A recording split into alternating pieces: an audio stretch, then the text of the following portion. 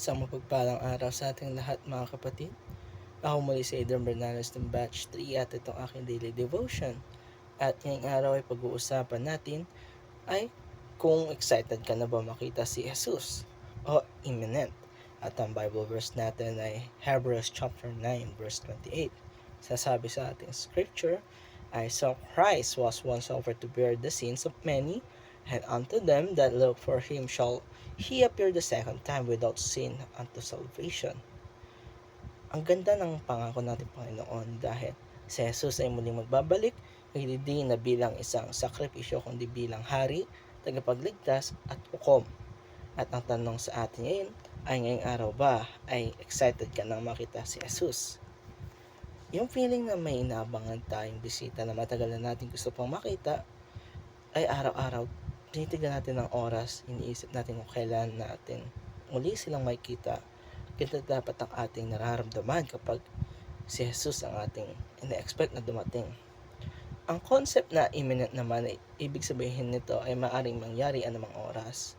Hindi natin alam ang eksaktong araw o oras ng pagbabalik niya, pero ito ay tiyak at siguradong babalik siya. At tinatawag tayong mamuhay ng may constant readiness at anticipation. Hindi dahil sa takot, kundi dahil sa pag-asang pananampalataya at excitement. Kasi nga darating siya para ayusin ang lahat. Gagawin niya tayong bago sa lahat ng bagay.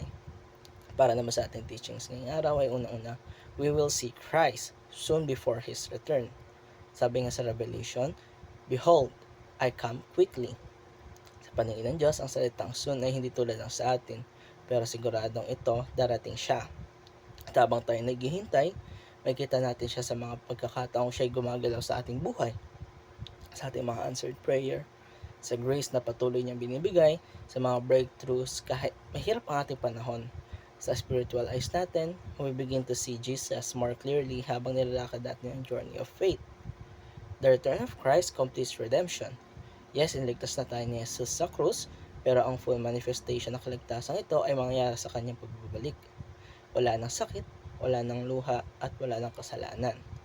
Tapos na ang laban, kaya't habang naghihintay tayo, we hold on to this truth, and our story doesn't end in suffering. Our story ends in glory with Christ. Christ will come after defeating most of His enemies. Alam natin maraming kalaban ng Diyos sa mundong ito. Kasalanan, kamatayan, at kasamaan. Pero sinasabi sa Biblia na ang huling kalaban na lulupigin niya ay ang kamatayan. At pag nangyari iyon ay tapos na. Victory is complete.